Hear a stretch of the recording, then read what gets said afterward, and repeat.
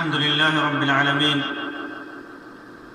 الرحمن الرحيم مالك يوم الدين والصلاة والسلام على سيد المرسلين وعلى آله وصحبه أجمعين أما بعد. محترم سامعین و ناظرین، اللہ کے رسول صلی اللہ علیہ وسلم نے مختلف مواقع سے بہت ساری چیزوں کا بیان کیا ہے. ان میں ایسی چیزوں کا بھی بیان کیا ہے، ایسے کام کا بیان کیا ہے جن کی وجہ سے ایک آدمی جنت کا مستحق قرار پاتا ہے، اور ایسی چیزوں کا بھی بیان فرمایا ہے جس کی وجہ سے آدمی جنت سے محروم ہوتا ہے اور جہنم اس کا ٹھکانہ ہوتا ہے. آج کی اس مجلس میں اسی سے متعلق ایک ایسی حدیث رکھوں گا جس کے اندر ایسی چیزوں کا بیان ہے کہ اگر وہ چیزیں انسان کے اندر نہ ہوں تو انسان جنتی ہو سکتا ہے، جنت میں جا سکتا ہے. ایک ضروری چیز یا ضروری وضاحت کر دینا ضروری ہے کہ جتنی بھی چیزیں جنت میں لے جانے والی ہوتی ہیں، اعمال، افعال، صفات، کام سے متعلق جس کا بیان ہوتا ہے، وہ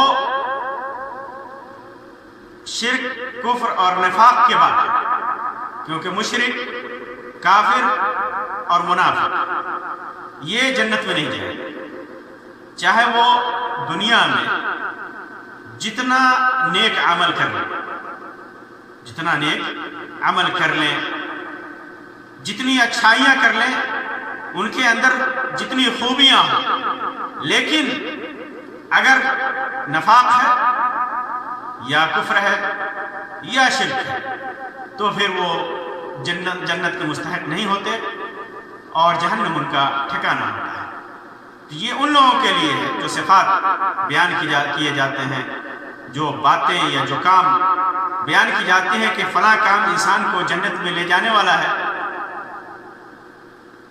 یہ اس صورت میں ہے جب انسان نفاق، کفر اور شرک سے بری ہے. عمل کم ہو یا زیادہ ہو اس کا اعتبار یہاں پہ نہیں ہے. روایت ہے ثوبان رضی اللہ تعالیٰ عنہ سے، جو اللہ کے رسول صلی اللہ علیہ وسلم کے مولا تھے. انہوں نے فرمایا کہ اللہ کے رسول صلی اللہ علیہ وسلم نے ارشاد فرمایا: من فارق روح الجسد وهو بريء من ثلاث دخل الجنة من الكبر والغلول والدين. من فارق الروح الجسد، جس کی روح بدن سے جدا ہوئی. اور ایک روایت میں ہے من مات وهو بريء من الكبر، من مات وهو بريء، جو مر گیا اور وہ بری ہے، وہ بری ہے.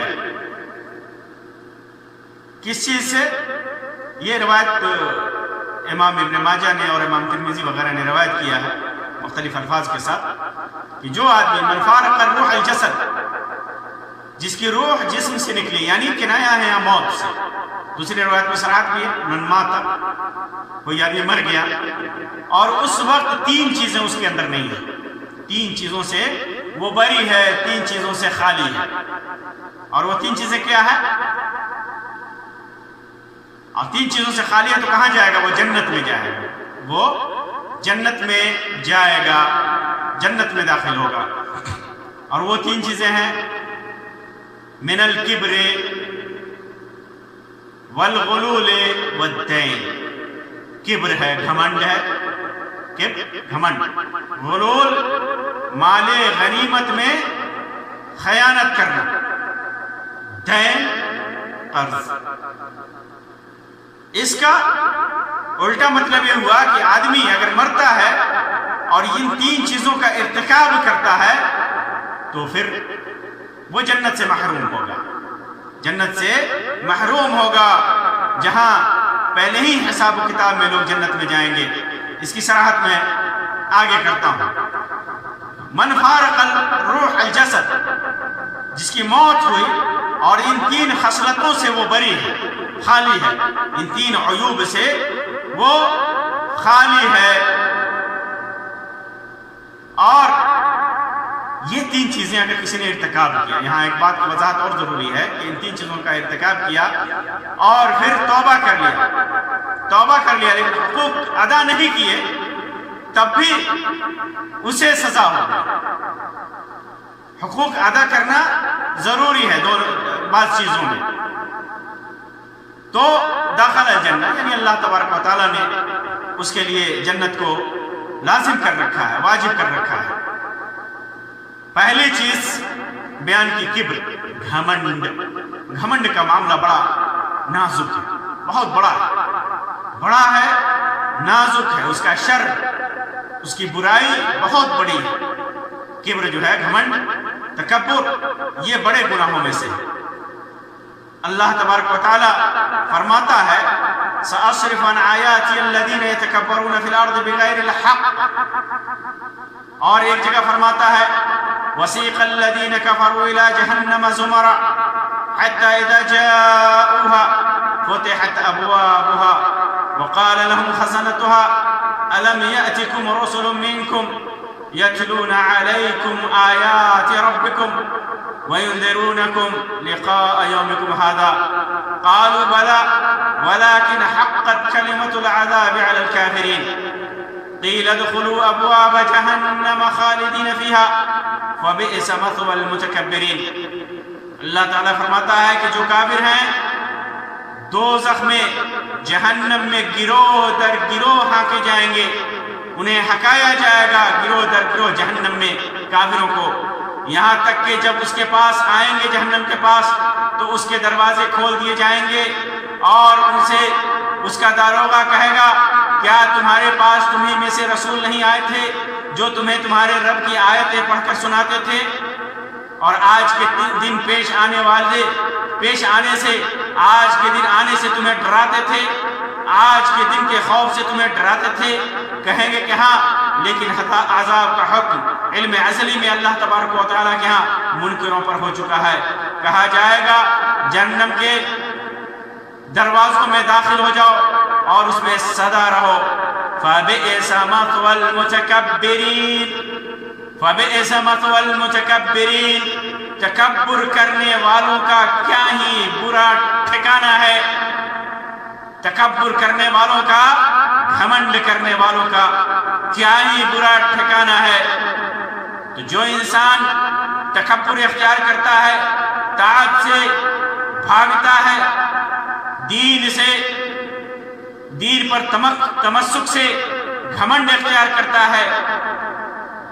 تکبر کسی بھی چیز میں ہو سکتا ہے، علم میں بھی، حسب و نسب میں بھی، مال و دولت میں بھی، اپنے ماننے والوں کی کثرت میں بھی، متبعین کی کثرت، مددگاروں کی کثرت میں بھی، لمبا بڑا خاندان و قبیلہ ہونے میں بھی، حسن و جمال میں بھی، کسی بھی چیز میں تکبر ہو سکتا ہے، آدمی تکبر کر سکتا ہے۔ تو جس انسان کے اندر تکبر ہے اس کے اندر کفر کی صفت ہے، معاشیت کی صفت پائی جاتی ہے، اور جس انسان کے اندر تکبر نہیں اس کے اندر ایمان کی صفت ہے، ایمان کی خاصیت ہے، اور ایسا انسان مومن ہوتا ہے۔ یہی وجہ ہے صحیح مسلم کے اندر عبداللہ ابن عباس رضی اللہ تعالیٰ عنہ کی روایت فرماتے ہیں کہ اللہ کے رسول صلی اللہ علیہ وسلم نے فرمایا جس کے دل میں رتی برابر بھی مثقال ذرۃ، رتی برابر بھی غرور اور گھمنڈ ہوگا، وہ شخص جنت میں نہیں جائے گا، جہنم میں جائے گا۔ جنت سے محروم ہونا کافروں اور منافقوں کی صفت ہے۔ اسی طرح جس انسان کے اندر رتی برابر میں غرور ہو، کبر ہو، گھمنڈ ہو، وہ جنت میں نہیں جائے گا۔ ایک آدمی نے پوچھا، ایک شخص بولا اللہ کے رسول صلی اللہ علیہ وسلم سے کہ ہر ایک آدمی چاہتا ہے کہ اس کا جوتا اچھا ہو، اس کے کپڑے اچھے ہوں، تو کیا انسان اس چاہت کی وجہ سے گھمنڈی ہو جائے گا؟ کیا یہ بھی غرور ہے؟ کیا یہ بھی گھمنڈ ہے؟ ہر آدمی چاہتا ہے کہ اس کے جوتے اچھے ہوں، اس کے کپڑے اچھے ہوں، اس کا رہن سہن اچھا ہو، تو کیا ایسا آدمی بھی گھمنڈی ہے؟ کیا یہ بھی ایسا کرنا بھی، ایسا چاہنا بھی گھمنڈ ہے؟ تو اللہ کے رسول صلی اللہ علیہ وسلم نے ارشاد فرمایا ان اللہ جمیل یحب الجمال، اللہ جمیل ہے، جمال کو، خوبصورتی کو پسند کرتا ہے، خوبصورتی کو پسند کرتا ہے۔ یہ غرور اور گھمنڈ نہیں ہے، بلکہ غرور اور گھمنڈ تو یہ ہے الکبر بطر الحق وغمط الناس۔ بطر الحق، کبر کیا ہے؟ حق کو جھٹلانا، انسان حق کو ناحق کر دے، یہ گھمنڈ ہے۔ حق کو جھٹلائے، حق کو دفاع کرے، دور کرے، خواہشات کی غلامی کرے، خواہشات کی غلامی کرتے ہوئے حق کا انکار کرے، اور دوسری صفت اس کے اندر ہو غمط الناس، لوگوں کو حقیر سمجھے، لوگوں کو حقیر سمجھے، یہ گھمنڈ ہے۔ حق کو جھٹلائے اور لوگوں کو حقیر سمجھے، یہ کبر ہے، یہ کبر ہے، یہ گھمنڈ ہے۔ تو پہلی چیز انسان کے اندر موت کے وقت گھمنڈ نہ ہو تو وہ جنتی ہے، اور دوسری چیز جو انسان کے اندر نہ ہو تو اس کی وجہ سے وہ جنتی ہوتا ہے غلول۔ غلول کہتے ہیں مال غنیمت میں سے چرا لینا، تقسیم سے پہلے مال غنیمت میں سے چرا لینا، چپکے سے لے لینا، امانتوں میں خیانت کرنا، جیسے کسی کو بیت المال پر امیر بنایا گیا، سرکاری خزانے پر امیر بنایا گیا، معاشرے اور قوم کے خزانوں پر امیر بنایا گیا، یتیموں، بیواؤں اور مسکینوں کی امانت پر امین بنایا گیا۔ اسی طرح اسی میں وہ بھی داخل ہے کہ انسان قوم کے نام پر، مدرسوں کے نام پر، مسجدوں کے نام پر چندے کرے، چندہ کر کے اس میں سے چھپا لے، ناحق چھپا لے، چپکے سے رکھ لے، تو یہ بھی اس کے اندر یہ غلول ہے، یہ خیانت، یہ خیانت ہے۔ جس انسان کے اندر ایسا ہے تو وہ انسان قیامت کے دن اس حالت میں آئے گا۔ اگر مال غنیمت میں سے خیانت کرتا ہے، قوم کے مال میں سے خیانت کرتا ہے، حکومت کی دولت میں سے خیانت کرتا ہے، قوم کے نام پر چندہ کر کے خیانت کرتا ہے، تو قیامت کے دن کیا ہوگا؟ وما كان لنبي ان يغل ومن يغل يأت به بما غل يوم القيامة ثم توفى كل نفس ما كسبت وهم لا يظلمون۔ کسی نبی کے لیے خیانت جائز نہیں، اور جس نے خیانت کی تو اس خیانت کو لے کر کے قیامت کے دن حاضر ہوگا، اور ہر نفس کو اس کی کرنی کے برابر پورا اسے بدلہ دیا جائے گا، ظلم نہیں کیا جائے گا۔ جو بھی مال غنیمت میں، قوم کے مال میں، حکومت کے مال میں خیانت کرتا ہے، چپکے سے لیتا ہے، غلط راستے سے لیتا ہے، بہانے اور حیلے تلاش کر کے لیتا ہے، تو قیامت کے دن تیار رہے کہ وہ اپنے خیانت کے ساتھ اللہ رب العزت کے حضور حاضر ہوگا۔ آپ مال غنیمت میں خیانت کے بھیانک انجام کا اندازہ لگائیے۔ ابو ہریرہ رضی اللہ تعالی عنہ سے روایت ہے، صحیح بخاری اور صحیح مسلم کے اندر، کہ جب خیبر فتح ہوا تو مال غنیمت میں سونا اور چاندی نہیں ملا تھا، بلکہ گائے، اونٹ، سامان اور باغات ملے تھے۔ فرماتے ہیں کہ پھر ہم رسول اکرم صلی اللہ علیہ وسلم کے ساتھ وادی القریٰ کی طرف لوٹے، جنگ سے مال غنیمت لے کر کے لوٹے۔ فتح پا کر کے لوٹے خیبر سے تو اللہ کے رسول صلی اللہ علیہ وسلم کے ساتھ ایک غلام تھا جس کا نام مدعم تھا، مدعم نامی غلام تھا جو بنی ضباب کے ایک صحابی نے آپ کو ہدیہ میں دیا تھا۔ وہ نبی اکرم صلی اللہ علیہ وسلم کا کجاوا اتار رہا تھا کہ کسی نامعلوم سمت سے ایک تیر آ کر کے ان کے لگا۔ اللہ کے رسول صلی اللہ علیہ وسلم کا کجاوا اتار رہا تھا، ایک تیر آیا نامعلوم سمت سے اور وہ تیر لگ گیا۔ لوگوں نے کہا، جنگ سے واپس آ رہا تھا، جہاد سے، اللہ کے رسول صلی اللہ علیہ وسلم کا غلام تھا، اللہ کے رسول صلی اللہ علیہ وسلم کی خدمت کر رہا تھا، انجان تیر آ کر کے لگا، حکمن شہید تھا۔ اسی وجہ سے صحابہ کرام نے کہا مبارک ہو، شہادت مبارک ہو۔ لیکن آپ صلی اللہ علیہ وسلم نے، اللہ کے رسول صلی اللہ علیہ وسلم نے فرمایا ہرگز نہیں، اس ذات کی قسم جس کے ہاتھ میں میری جان ہے، جو چادر اس نے خیبر میں تقسیم سے پہلے مال غنیمت میں سے چرائی تھی، وہ اس پر آگ کا شعلہ بن کر بھڑک رہی ہے، اس پر آگ کا شعلہ بن کر بھڑک رہی ہے۔ یہ انجام ہے مال غنیمت میں چوری کرنے کا، یہ انجام ہے قوم کے مال میں چوری کرنے کا، یہ انجام ہے حکومت کے مال میں چوری کرنے کا، خیانت کرنے کا۔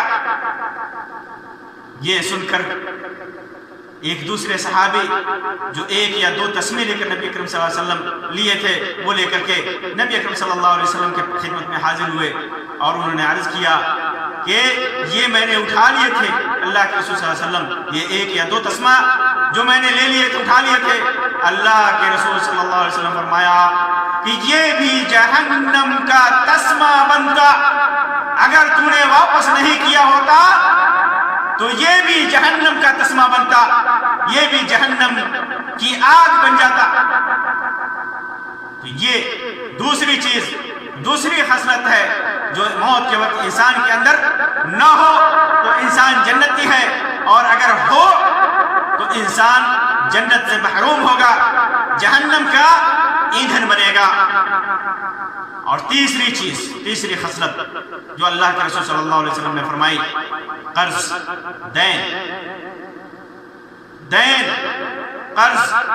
قرض کہتے ہیں انسان ضرورت کے مطابق کسی سے قرض لیتا ہے، پھر اسے ادا نہیں کرتا ہے اور ادا کرنے سے پہلے مر جاتا ہے، قرض کی ادائیگی سے پہلے مر جاتا ہے۔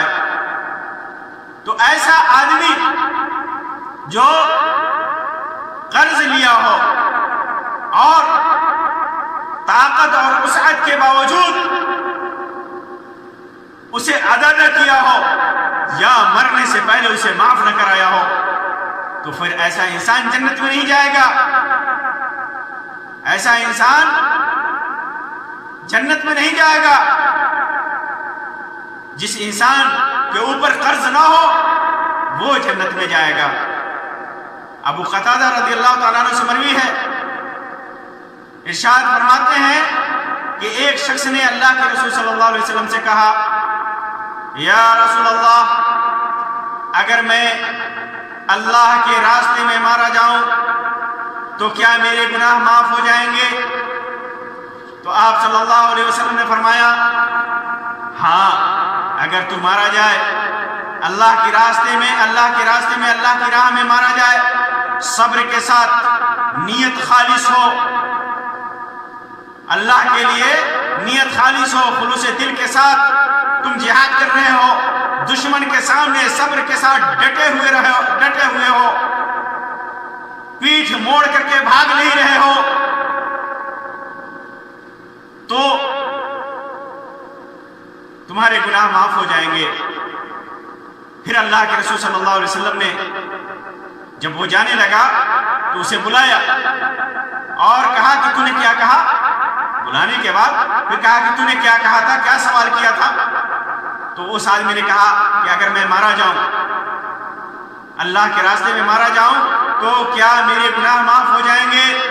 اللہ کے رسول صلی اللہ علیہ وسلم نے فرمایا کہ اگر صبر کے ساتھ، خلوص کے ساتھ پیٹھ نہ پھیرے جنگ میں اور تو مارا جائے تو تیرے گناہ معاف ہوں گے، مگر قرض معاف نہ ہوگا۔ قرض کی معافی نہیں ہوگی، سارے گناہ معاف کر دیے جائیں گے، قرض کی معافی نہیں ہوگی۔ اللہ کے رسول صلی اللہ علیہ وسلم نے فرمایا کہ ابھی جبریل علیہ السلام نے مجھے یہ بات بتائی ہے۔ سنن نسائی کی روایت میں ہے، نعم الا الدین سارنی بہ جبریل آنفا، ابھی چپکے سے جبریل علیہ السلام نے یہ بات مجھے بتائی ہے۔ معلوم کیا ہوا کہ آدمی اگر قرض لیے رہتا ہے، وسعت اور طاقت کے باوجود قرض ادا نہیں کرتا ہے اور مر جاتا ہے، قرض کو معاف نہیں کراتا ہے، تو پھر اس کا ٹھکانہ جہنم ہے۔ اور یہ 3 صفات جن کے اندر ہو، 3 خصلتیں ہوں وہ جنتی ہیں۔ یہ قرض کا اتنا بھیانک معاملہ ہے کہ عمل کرنے والا جنت میں جا رہا ہے، شہید کو جنت کی بشارت ہے، جنت میں کرامت اور عزت کی بشارت ہے، جنت میں مہمان نوازی کی بشارت ہے۔ یہ ایسی صورت میں ہے کہ انسان مومن مرے، ایمان پر مرے، ہدایت پر مرے، جیسا کہ اللہ تبارک و تعالیٰ نے فرمایا، وعد اللہ المؤمنین والمؤمنات جنات تجری من تحتها الانہار۔ اللہ تبارک و تعالیٰ نے مومنوں سے، مومن مردوں سے اور مومن عورتوں سے جنت کا وعدہ کیا ہے، جس کے نیچے باغات ہوں گے، نہریں بہتی ہوں گی۔ تو ہر مومن، ہر متقی کو جنت کا وعدہ ہر متقی اور ہر مومن سے اللہ تبارک و تعالیٰ نے جنت کا وعدہ کیا ہے، لیکن یہ وعدہ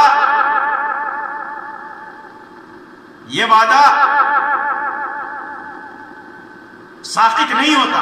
آدمی سے دین کو، قرض کو ساقط نہیں کرتا، یہ وعدہ دین کو ساقط نہیں کرتا کہ آدمی قرض میں ڈوبا ہوا ہو، بغیر ادا کیے مر گیا اور جنت میں چلا جائے گا، اور قرض جو لیا تھا اس کو ساقط کر دیا۔ نہیں، دین جو ہے، قرض لوگوں کا جو لیا ہے وہ باقی رہتا ہے، اور اس کا عوض دینا ضروری ہے۔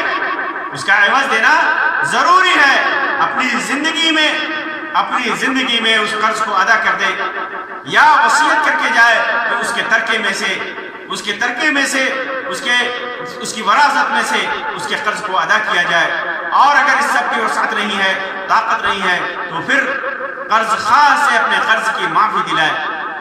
تو قرض کا اتنا بھیانک انجام ہے۔ آج دیکھیے، آج معاشرے میں لوگ قرض لینا جانتے ہیں، قرض پہ قرض لیے جاتے ہیں، لیکن ادا کرنے کی نیت نہیں ہوتی، ادا کرنے میں ٹال مٹول کرتے ہیں۔ نتیجہ کیا ہوتا ہے کہ اسی حالت میں موت ہو جاتی ہے۔ پھر اس کا جو انجام ہوگا وہ آپ کے سامنے میں نے بیان کر دیا۔ تو یہ 3 صفتیں اللہ کے رسول صلی اللہ علیہ وسلم نے فرمائے کہ جس انسان کے اندر موت کے وقت یہ 3 چیزیں نہیں ہیں، موت کے وقت وہ انسان ان 3 چیزوں سے بری ہے، تو وہ جنت میں جائے گا۔ تکبر، گھمنڈ، اور مال غنیمت میں خیانت اور قرض، یہ 3 چیزیں اس کے اندر نہیں ہیں، 3 چیزوں سے بری ہیں، تو وہ جنت میں جائے گا۔ اللہ تبارک و تعالیٰ سے دعا ہے کہ اللہ تبارک و تعالیٰ ہم تمام مسلمانوں کو ان تمام اسباب سے اپنے پناہ میں رکھے جو جنت سے محرومی اور جہنم میں عذاب اور قبر میں عذاب کا سبب بنے۔ اللہ تبارک و تعالیٰ ہمیں وہ تمام نیک اعمال کرنے کی توفیق عطا فرمائے جو ہمیں عذاب قبر، عذاب جہنم سے بچا کر جنت میں دخول کا سبب بنے۔ آمین یا رب العالمین، وآخر دعوانا ان الحمدللہ رب العالمین، وصلی اللہ علی خیر خلقہ وسلم، والسلام علیکم ورحمۃ اللہ وبرکاتہ۔